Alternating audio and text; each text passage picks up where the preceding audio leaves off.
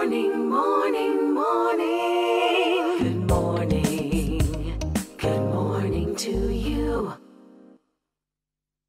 It is 9 away from the hour of 7. We have news coming your way at the top of the hour, but as you know, we like to keep you on top of things across our region. So right now we are heading to Guyana to give you an update there, as Shane says. We are going to give you an update on the Guyana elections because we've heard about, so many situations of unrest. So we want to take the time to let you hear from our guests this morning. So let's introduce our guest at this time. Want to make sure that I get that information right. Gail Teixeira, executive member of the PPC, former minister and MP, former PPPC, my apologies, former minister and MP, former chief whip candidate for the PPPC. Good morning to you, and thank you so very much for joining us. Good morning. Thank you very much for having me on your program, and morning to all the Barbadians and other Caribbean people listening. Thank you very much. Yeah. Pleasure. What can you tell us about the state of things now? It's been a long time since March, and still no clear decision on who leads Guyana as a government at this time. Well, it's 136 days today. And so as Prime Minister Dr.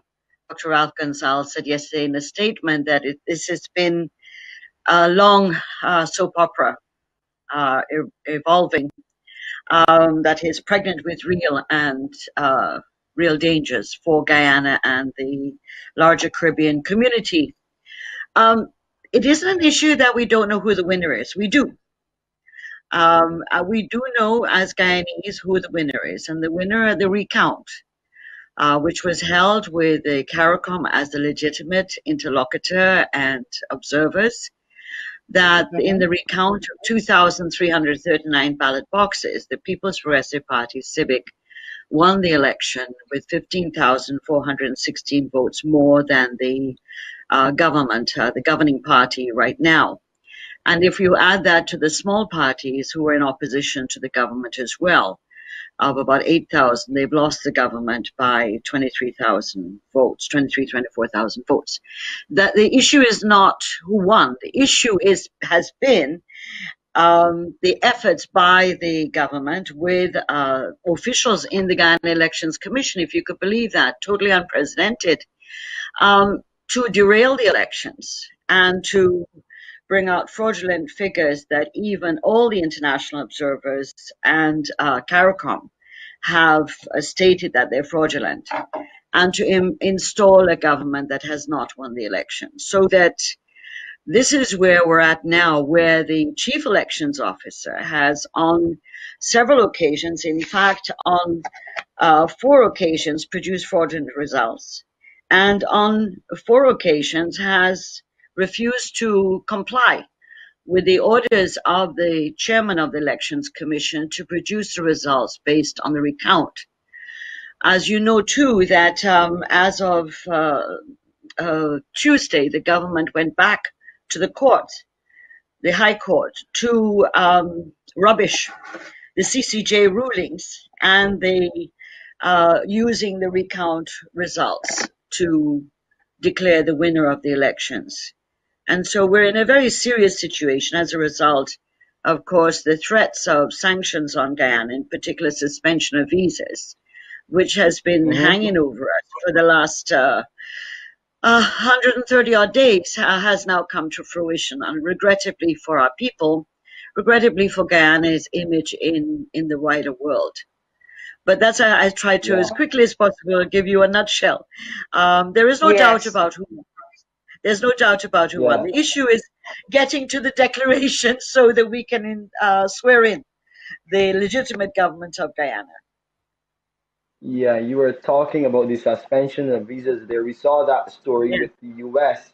Calling for there to be a swift declaration of the results. We heard our ambassador to CARICOM, Barbados' ambassador to CARICOM, His Excellency David Commichon, speak about the situation in very similar tone as you are speaking here now. How much longer do you think that the ruling party, well, the ruling party right now, will run this out? Because I mean, you said it's well over 100 days, well over 130 days. Yeah. How much longer can they keep this up before some proper declaration is made? Well, I can't say how long they'll try to keep it up. I know that the pressure is increasing on them, and when the CARICOM, Dr. Gonzalez, and your Prime Minister, Maya Motley, who we greatly respect for having the courage to say to the Guyanese officials, you know, the truth hurts. They didn't win. And she has been a powerhouse in our country and loved for her forthrightness and principled manner in which she led the CARICOM and the CARICOM at that time. And we're very pleased with also Dr. Gonzalez taking a very righteous position defending the democratic will of the people of our country, particularly where the government and Mr. Granger as the president have been attacking everybody internationally and regionally, including your Prime Minister and Dr. Gonzalez, former Prime Minister Owen Arthur, and former Prime Minister Bruce Golding, for example, on the basis of sovereignty of Guyana. And I just want to emphasize that sovereignty, according to our Constitution, is the will of the people. Sovereignty belongs to the people of our country, and they have spoken on March the 2nd and have been dragged through this process. Regrettably, because of the governments and the officials key officials in the Guyana Elections Commission have been trying to steal the elections and have been trying to derail, and the word that has been used by Dr. Gonzalez is hijack the elections. How long will it continue? I hope it will not. The case in the High Court, which will be heard on Friday, I hope that the court will stand by the law and the Constitution and the CCJ rulings and dismiss the case forthright. We suspect that the government may want to go to the Court of Appeal, and we may end up back at the Caribbean Court of Justice, which would be tragic and regrettable. But the government and the president seems to be very reluctant to listen to the Guyanese people and also to all the international bodies. Up to last night, Brazil came in, our neighbor who has been our friend for many decades, came forward and also called on the government to allow the recount results to be used for the declaration of results. In fact, let me just clarify, in the case before the court that they've gone to the High Court on is to not use the recount results, to abandon those and go back to results that the Chief Elections Officer gave on March the 14th, which were fraudulent by all observers, including CARICOM observers. So that we as a people are tired, but very, strengthened and strong, as we are not alone in our own country, and nor are we alone in the world, and especially with CARICOM. We certainly hope that you get that resolved soon and that declaration so the country can move forward on to the next step. There are so many other things that we're battling right now. Thank you so much, Gail Teixeira, executive member. Yes. She's executive member of the PPPC, former minister and MP, former chief whip candidate for the PPPC. Thanks so much for talking with us at this time. Thank you very much. Thank you very much. And good morning, everybody, again. Bye-bye.